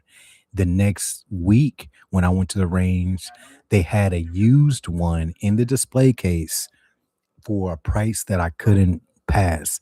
I called my wife. I told her, like, they got a 19X here. It looks brand new. It's in the display for this price. Should I get it? She's like, yes, get it. I got it. And that was all she wrote. That was all she wrote after that. But the Glock 19X stock was my first Glock. Let me see. I'm still using RXM and USPA. Oh my God, Joker's gone. That's crazy. He's I still hate it. That's crazy, Ghost. After that whole goddamn story, Ghost Dog was like, I still hate it. That's craziness. That's diabolical. Let me see. Well, Ghost need to be a moderator or something. Let me see. I'm gonna make you a mod because you're a diabolical motherfucker. Let me see. Standard. What's up? Managing mod or standard mod? What's this? You could block people and stuff. You block words, change live. The standard. No, I'm gonna do the manager mod. All right, we got Ghost Dog as a mod in here. Gun guy. Of course, he got to be a mod too. Yeah, mod, manager mod. All right. At least we get some mods in here. All right. He said, I still got the RXM. Now, RXM, now, funny you said that, Joker's Guns, if he's still in here, because I'm going to take the RXM to the IDPA Thursday. I'm going to do the first indoor match with the Ruger RXM on Thursday to come. He said, I'm still not a Glock guy. They're ugly. That's why Antonio Wright said, that's cool. M&P gang. Now, my brother and my father are M&P guys. They're Smith& and Wesson, M&P. That's what they have. It was crazy. Last time I went back to Kansas City, I was telling them about, my carry experience and me carrying. I don't know what I was carrying at the time. I think I was carrying the Ruger exam. And they was like, oh, yeah, man, we M&P guys. We got Smith& and Wesson M&Ps. And I was like, that's cool. Where is it right now? They was like, it's at home. And I was like, what fucking good is that? If something my pistol is with me. Why is yours at home? And they was like, we don't carry our gun. And I was like, that's stupid. And I had to tell them about themselves. But when I grew up, pistols wasn't a thing. Only people that carried pistols were like gangsters and police officers. That was the only people that carried pistols when I grew up. So them seeing me carry a pistol, they're like, oh my God, what is the world coming to when King Tech has to carry a pistol everywhere he goes? That's when you know you need to carry a pistol. When I when Lefty when Lefty King Tech got is carrying a pistol everywhere, that's when y'all asses need to start carrying a pistol. There you go. All right. Let me see. The only Glock I enjoyed shooting was the one guy at the range had a performance trigger, and his was noticeably enough, enjoyable enough for me to almost consider. Okay, so Ghost, that's fine because I got a Glock performance trigger. I got a Glock performance trigger on my 17L. I just installed a few days ago. I got a Glock performance trigger on my 19X. I installed a few months ago, and I got a Glock performance trigger on my Glock 44. All three was installed by yours truly, and they work.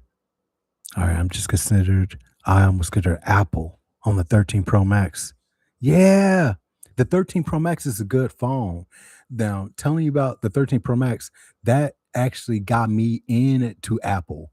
My friend got the 13 Pro Max in green, and he had a blue 12 Pro Max that he wasn't going to do anything with. He put on Facebook, like, I just ordered the 13 Pro Max in green. Now I got the 12 Pro Max. I'm just going to throw in my drawer. And I was like, throw in your drawer?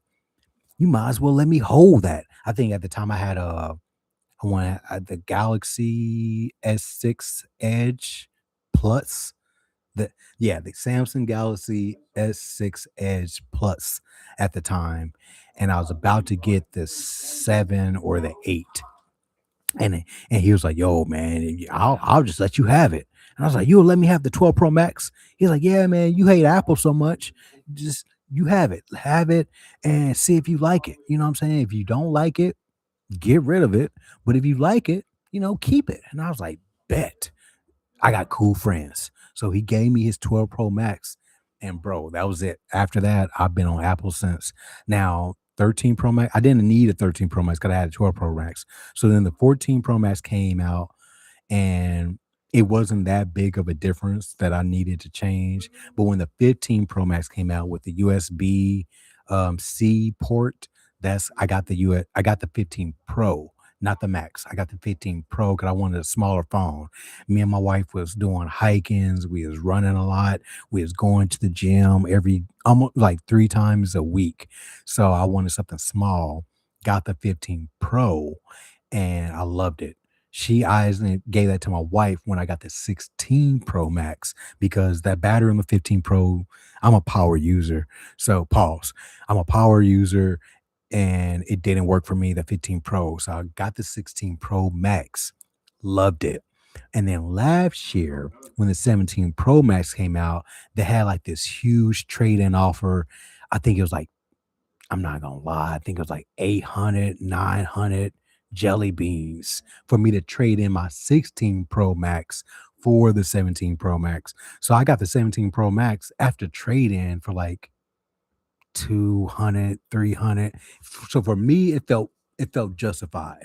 It felt good enough because I'm a tech person. So for me, getting that cosmic orange iPhone, I wanted it. I wanted it. So I for $200, 200 smacks, I made sure I traded into my 16 Pro.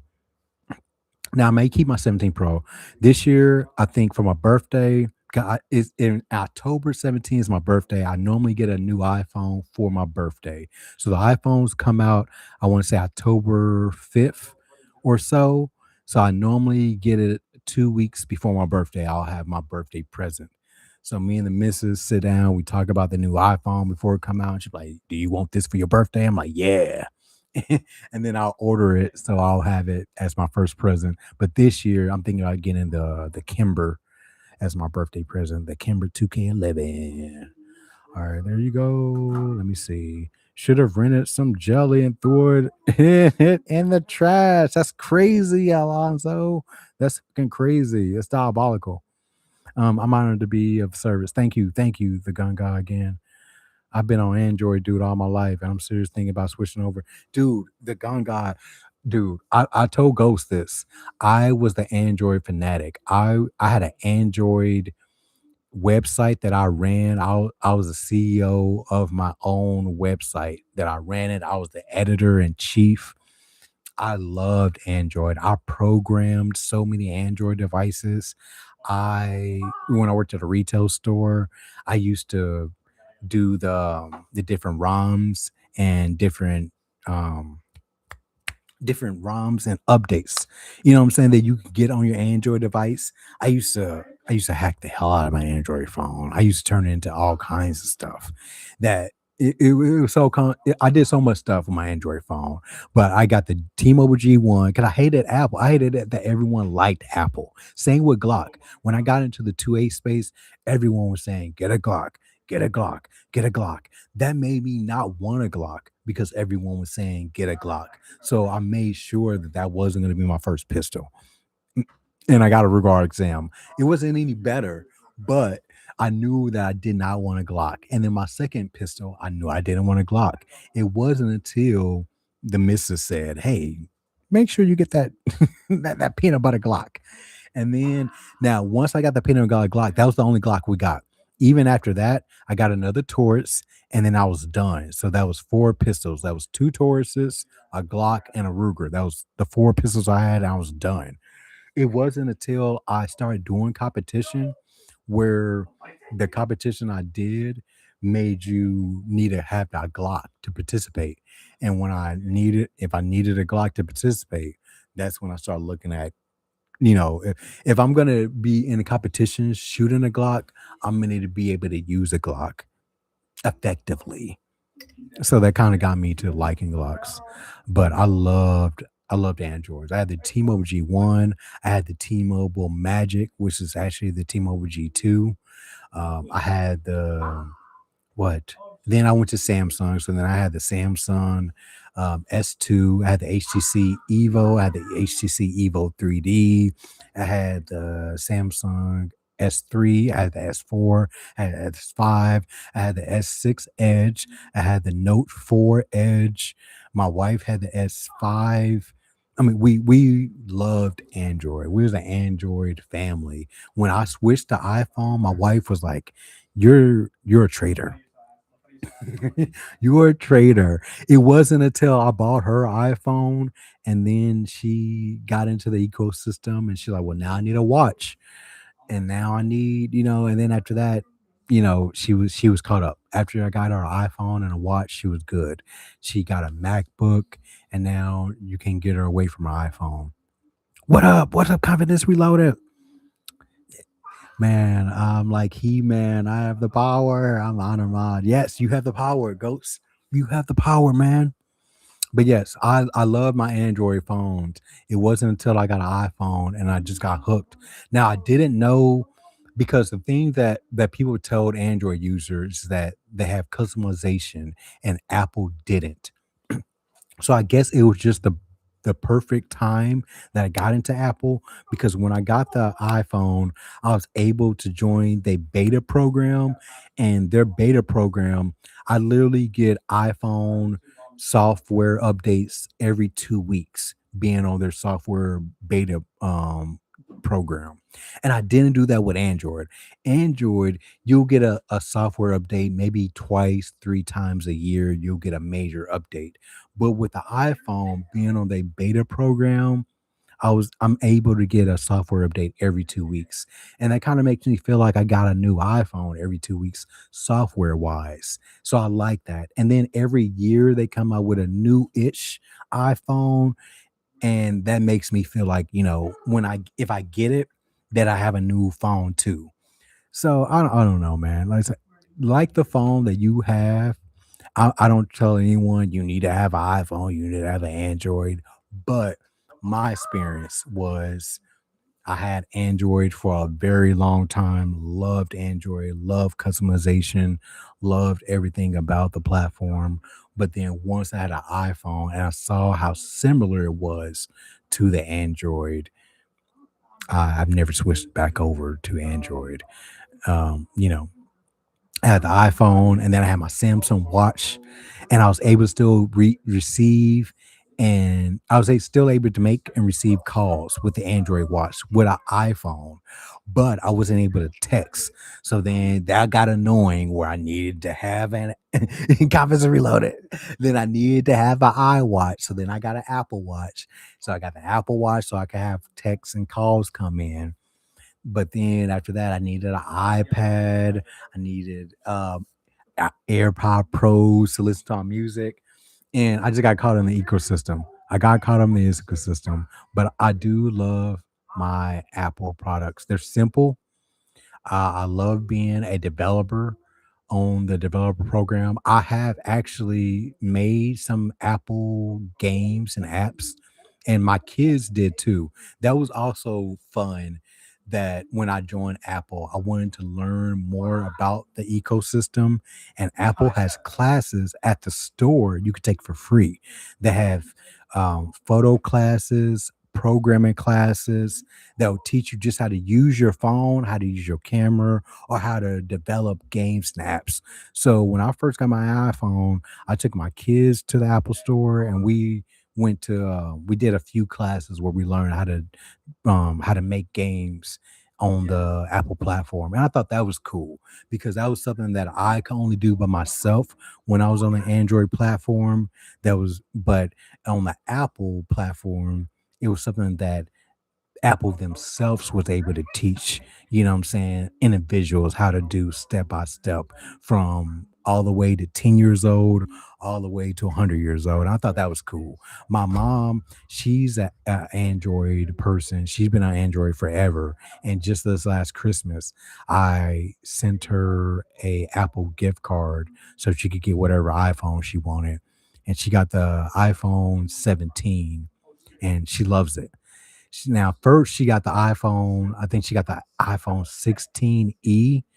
She didn't want to spend a lot of money. I don't know why. It wasn't like it was her money, but she didn't want to spend too much money. So she got the 16e and she said it was too small for like I text her a week later. I'm like, how you like your new iPhone? She's like, it's cute, but it's not as big as my old Samsung phone. I was like, what phone did you get? She's like, I got the 16e. I was like, Mom, take it back. You still with when it comes to iPhones, you have a 14 money back guarantee if you like it or not. Take it back, tell them you don't like it, and get a 17 or higher. And she went to the store, she took it back, she got a 17, she loves it. And then after that, she's like, well, it's cool, but I don't have like I don't know how to take pictures like I did with my old phone. So then I was like, Mom, go to the store and set up a time for them to teach you how to take photos with it. And she did. And now she's caught up. She's caught up to pay. She know how to use her iPhone 17 and how to take selfies and photos and all that good stuff. But I like that they have though that the opportunity if you want to take the class. Me myself, I only took the class for the software and that's it. But I like that they have classes from beginners all the way to advanced. Torrent, shut up. What? Torrent, shut the hell up. Fuck. All right, what's gonna get in the ecosystem? Yeah, man, again, it's ecosystem. All right, what's the iPhone talk? I didn't come here for that. Oh, that's crazy. That's crazy. Conference reloaded. We had a talk. It was a time had. We talked about ghost. We was talking about haunted houses. I had CPS called on me. It was crazy. Yeah, it's been a ride. It's definitely been a ride. I'm doing the convert. Yeah, no, this is not converting people to Apple. No, no, no. Let's see, Tech Live, Cult Follow. I hope everyone comes together. Everyone comes together and follow each other. I did notice that. I noticed that I went to STO Technicals live today. I think it's the first time that I got to catch this live. It was today or yesterday. It had to be yesterday because today I had a funeral. So I went to his live yesterday and I noticed the people that was in his live are most of the people that be in my comments, that be in twins comment, that be in ghost comment. So it's the ecosystem that we are building. It's crazy. And I love it because in the tech community, I was before I start sharing videos in the 2A space, I had tech videos. Now I only had maybe 150 subscribers, way less subscribers, but I had a lot of views because they were they was tech videos. That being said, every video I put out, I got at least 1,000 views on it. But the comments would be like three, four comments. So I'll have 1,000 views, 2,000 views, 3,000 views, 4,000 views on every single video, but only get four likes, maybe three or four comments. And it was always random people that, you know what I'm saying? But in the two-way space, I would see that we're all a family. We're all together, commenting on each other's stuff, listening to each other's stuff, dropping in each other's live. It's good. It's a good ecosystem. But yes, CPS, Confidence Reloaded. CPS called on me. It was a crazy story. You may have to go back at the very beginning, fast forward, put it on times two, and listen to it like a podcast. That's at least what I do. I do have YouTube Premium. People have talked about have talked about me having YouTube Premium, but I swear I get past a lot of ads, and it's worth it to me. To me, not having to deal with ads is worth it to me and my family. Just to me. But yeah, CPS was called. Uh, I have my own other channel. Okay, okay, okay. So yes, just CPS was called on Christmas Eve one year, and I just went over the story. It was crazy. I couldn't have YouTube without premium. Yes, I tried it. I tried to have YouTube without premium when they made it like 15, 20 jelly beans. I was like, nah, I'll do without it. And I couldn't, I could not do because me myself, I listen to YouTube too much in the background for me not to have it. You know what I'm saying? Like I'm always listening to a YouTube video. So for me not to have premium is just, diabolical.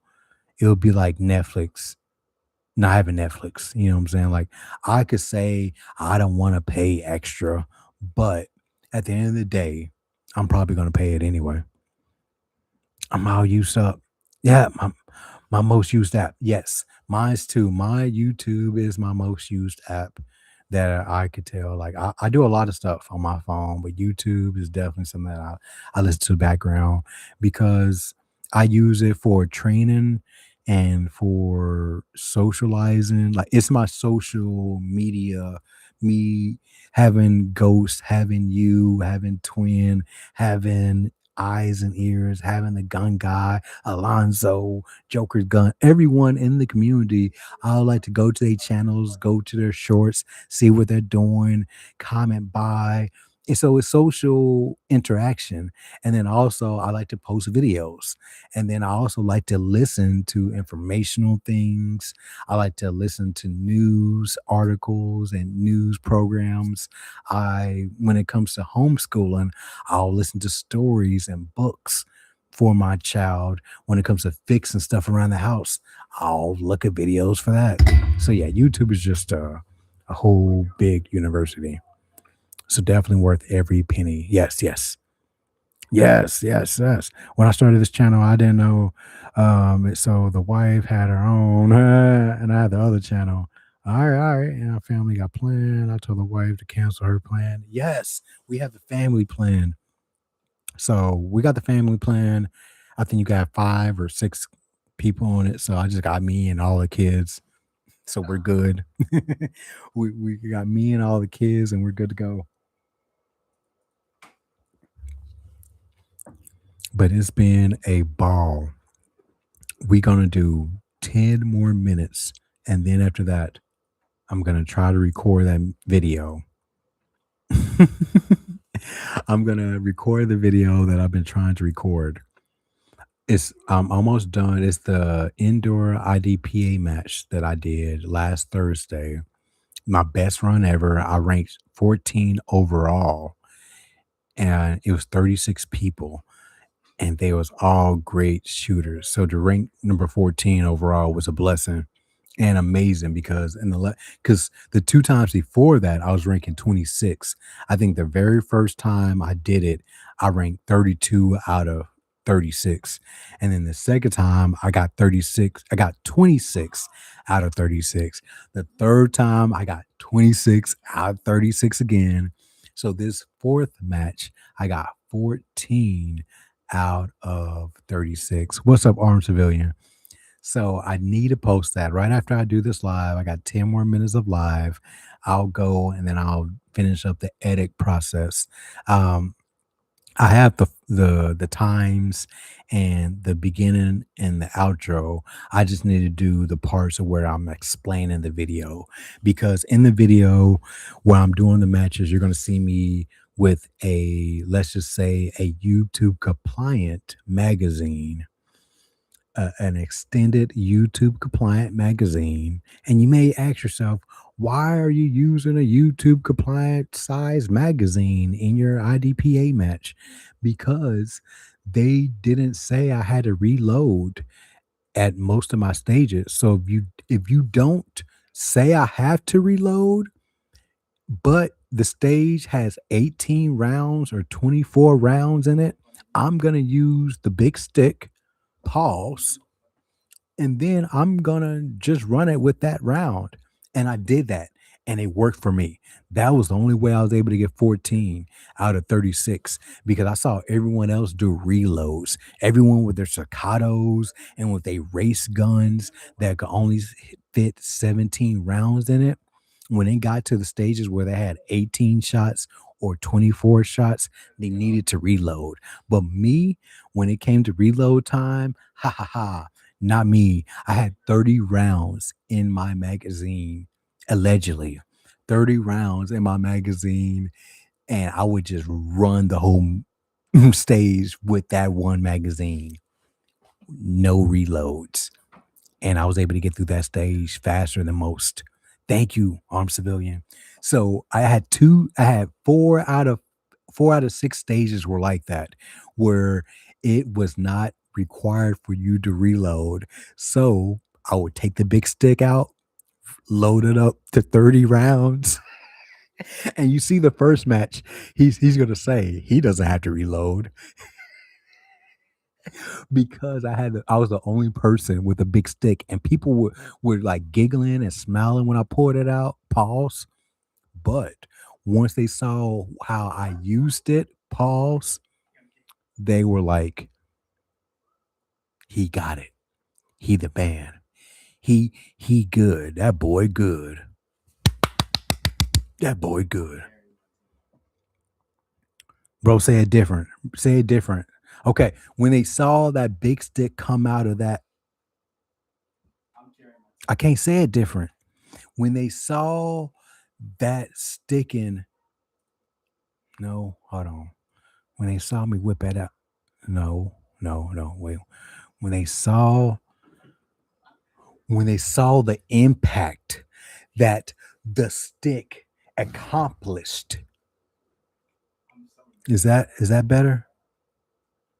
When they saw the significance of the stickish, then they saw the light.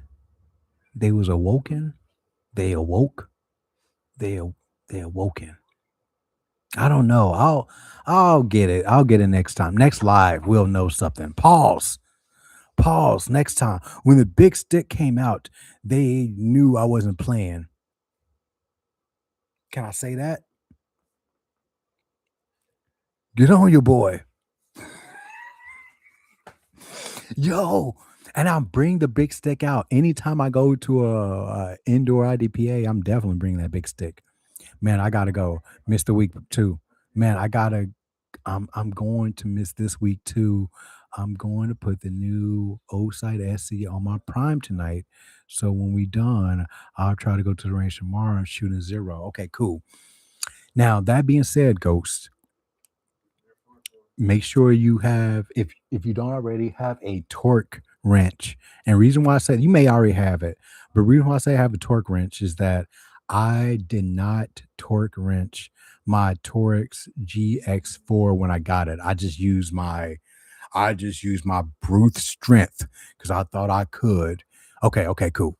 Because I noticed when I did my February match for the Winter League, I think it was this target. When I did that target for the GX4, my shots were a little janky, and that messed up my ranking. My first month, I think I was like first place in pocket pistol, and then second month, I fell down to like fifth place. And when I went home, I looked at I grabbed the top of my optic, and I kind of jiggled it. Pause. I jiggled it a little bit and it jiggled back. And I was like, "Oh my god, this thing is jiggling." And when I realized that my optic was jiggling when it's not supposed to be jiggling, that's when I was like, "Oh man, I need to put some laptop on this and I need to torque it down." Now, that's what I should have done. What I done when I got home was just get the torque wrench and I torqued it down, and that's it. Then I went to shoot it. I didn't even Loctite it. I didn't even put any lock. I did torque it. I torqued it like it was Cardi B, but I didn't put no Loctite on it. Now, and when I went to March, I did great in March. I did a great job in March, but I was already far behind. I think I placed number 3. I placed 3rd place for that tournament because I didn't have that the GX4 torqued down. I didn't have it torqued. I just used my strength. Pause. Yes, yes, yes. Come on, broski. Come on, man. I already won, fam. Let's do a walkie-talkie. Pause. Yeah, man. I'm sorry. I had to say it. I got that. I wasn't torquing right. That torque has got to be right. You gotta know how to torque when it comes to putting optics on. As long as you know how to torque, you'll be good. But I didn't have that thing torqued down. It's torque, right? Torque. I'm gonna say twerk because y'all know what I mean. Someone's gonna catch this live in the future and be like, "This motherfucker don't know how to talk." See what kids do? They break your stuff. Don't they break your stuff, man? I got so many cups like this, so many cups that the handles are broken off, but I keep them because the cup works. It just don't have a handle. And I got some mitts. I got oven mitts. That's all I like. What I'll do is I'll put the water in the cup, and then I'll like microwave the cup. And then to get the cup out, I'll use like some oven mitts and I'll just like drink my coffee like that. Oven mitts and coffee in one hand. And you're like, damn, why don't you just get another cup? What? Just so some kids could break it? That's dumb. Why would I get another cup so some kids could break it?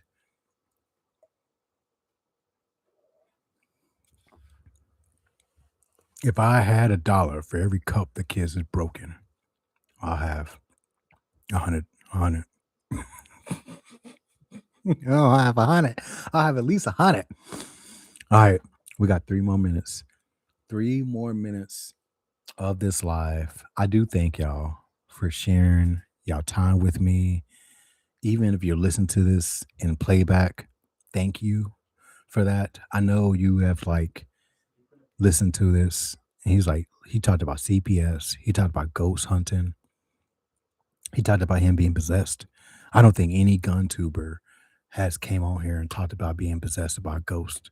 If they have, please tell me so I can look at their damn story about how they was possessed by a ghost. And then we'll do like a ghost podcast. Did the ghost touch you?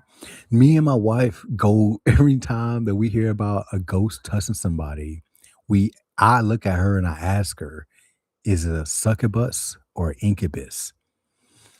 And it's crazy because most people don't know the difference. And I watched a TV show where the man said he had an interaction with a incubus. And I was like, my man, an incubus is a man ghost. You had an interaction with a man ghost. But if it was a succubus, it was a woman ghost. So now you know. You didn't think you will know about ghosts tonight. Now you knew. So if you experience anything filling up on you tonight and nobody is around, just say out loud, are you an incubus or a succubus? And hope it's a succubus. Or maybe, if you like incubus, I'm not taking anything from you, okay? I love the LGBTQ plus community. All right. If you know me, you know you cool with me. All right, man. I'll be rainbow shirts and all kinds of shit. I can't wait till June. June, my car is gonna be all rainbowed out. I be getting all kind of looks and shit from bikers and teenagers when they see my car with rainbow in June. Pass by them. One person flipped me off. I just like flipped them off again and kept on moving because I want you to say something to me. I want you to say something to me. You could flip me off, you could look at me weird, but say something to me while my car's on rainbow. Say something. Say something. Come and say something No, crazy. Come say something. I'm a uh, pepper spray you. I'll take it. I'm gonna turn into a chud. And he be calling people out and then pepper spray them. I'm gonna turn right into that white guy. I'm like, hey, come here. And shh, just pepper spray you right in your face. And then you're gonna tell you people how you got pepper sprayed by King Tech. You're gonna have to change your name after this one, bro. Ghost Dog. Nah, man, Ghost. See, Ghost, he was telling about the other day cleaning out his room so he could stream. And I was so close into like my wife telling me to like get the hell out. She was just tired of me. She's just like, I'm tired of your ass. Get out. And I was like, yo, man, I'm gonna have to go to Ghost Dog's house and be, either I can't be King Dog because that sounds crazy. But Ghost Tech, I was trying to like think of names like me and him doing a podcast. Cause since I'm in the extra bedroom, you know what I'm saying? Like me and him would have to team up. It'll be weird if I'm sharing a house with this man and I don't be in his, videos and stuff. So it'll be, Ghost Dog and then Ghost Tech. And then we'll have like a little image. It'll be his first because, it's his house. And then after that, mine will like explode into his image. And then it'd be like Ghost Tech and then I'm like together, and then like boom, like get that fire that people do that Magic Mike and HGGG, it's like GHG Hustle does. Like I'm back for another fire video, and then the fire goes doo. So it'd be like Ghost Dog, and then boom, Ghost Tech, back at it. No, I was telling them what happened. If my wife was to kick me out, I'll have to like beg you to move into your bedroom. And then I'll ask him, like, hey man, do you need anything for rent? And then he'll probably be like, at the first week, he'll be like, nah, you don't need to pay me nothing for rent, what I'm saying? You're already homeless. And I would take that and I'll run with it. I won't pay him rent for like 6 months. I'll like make a contract and be like, "Yo, man, you said I don't have to pay you rent." You know what I'm saying? Remember on this date you signed this paper saying I don't have to pay you rent, Ghost. That's why I'm Ghost Tech. You said all I gotta do is change my name to Ghost Tech, and I could have this bedroom. But I'll never leave, unfortunately. If I ever got to a point where I tell my kids the same thing, if they let me move into like their guest house, if they ever got to a place in life where they have a guest house, I'm never moving away. Hey, whoa, whoa, whoa, whoa. Pause. No, I'm serious, the gun guy. If I go to live with, Ghost Dog and I become Ghost Tech, then I'll I'll be there at least for 2 years because then after that, my 16-year-old will be 18, and then I could just, travel the world. Because with a 7-year old, once he's homeschooled, so he could go whatever he needs to. But I still got a 16-year old that still wants to do school in Indiana. So yeah, I will have to live with Ghost Dog for 2 years in his bedroom, you know, decorate it up, and then people will be like, "Hey, man, that ghost dog, your video looks like King Tech's background," and then he have to tell people like, "Oh, because he lives with me, he's homeless," and then people are like, "Oh, how did he get homeless?" And like, "Oh, well, that's his story. That's not my story." And then I'll never tell people. I'll never tell people why I'm homeless. I'll I'll just pretend like even in comments, I'll just delete those comments that I'll ask like, "Hey, are you really homeless living with a ghost dog?" I'll ignore their comments and delete it.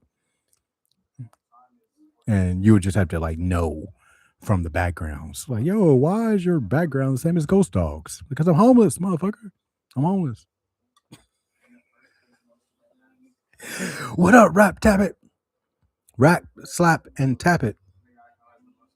I'm gonna mess up people's names. I'm gonna mess up people's names. God damn it. But yes, Ghost Dog. I hope you have a good night. I gotta get out of here. I gotta get out of here. So I can finish this video. Finish this video. Yes. Why in his bedroom? Because it's his bedroom. He has an extra bedroom. He has an extra bedroom where I could post up and make it my own. That's why the gun guy. It's not like I'm taking this man's master bedroom and I'm taking it from. He has an extra bedroom. All right. And in America, having an extra bedroom is like gold. It's like property. You know, I'm afraid now. Don't be afraid. Don't be afraid. Don't be afraid. Don't be afraid, girl. Don't be afraid. Listen, don't be afraid. We will have fun, bro. Like, you know what I'm saying? Like, you're safe. You're safe with me. I'm safe. Um, I think he said it was like him and his wife. So that's cool. I'll be security. I'll be the security guy. You just gotta like page me or like ring a bell. And then when I hear the bell go off, I know I gotta like do my security check. I gotta get up and like walk around the house, check the perimeter, go around, check out the outside, and go back inside. And I'm like, that's the bell going off, boss. That's what we were supposed to say. Okay. I'm with you now. Right. I'm with you now. Exactly. It's Ghost Tech and Ghost Dog in the building. And people were like, damn, I didn't know your name was Ghost Tech. And I'm like, yeah, my name's Ghost Tech. What do you think my name was? And I'll just pretend like that was always my fucking name. I'll just pretend that was always my name. But yeah, my wife, she was like, look, you're too much. You're too much. You are too much. All right. And then I was like, oh man, Ghost Dog, he just cleared out this whole room for me. Well, he cleared out the room for himself, but he didn't know that he was clearing out the room for me. Just how things work. You know what I'm saying? He thought he was doing it for himself, but he was doing it for another brother. And that's what I meant. But let me get out of here. Let me record. I hope everyone has a safe night. I hope everyone has a good night. I hope I gave y'all every drop of entertainment. Yes, we are friends. I hope I gave y'all every drop of entertainment that y'all needed tonight. All right. God bless, or whoever you worship. If you don't worship anyone, worship yourself. I hope you have a good night. All right. Crazy man or woman who worship themselves. I hope you have a good night. All right.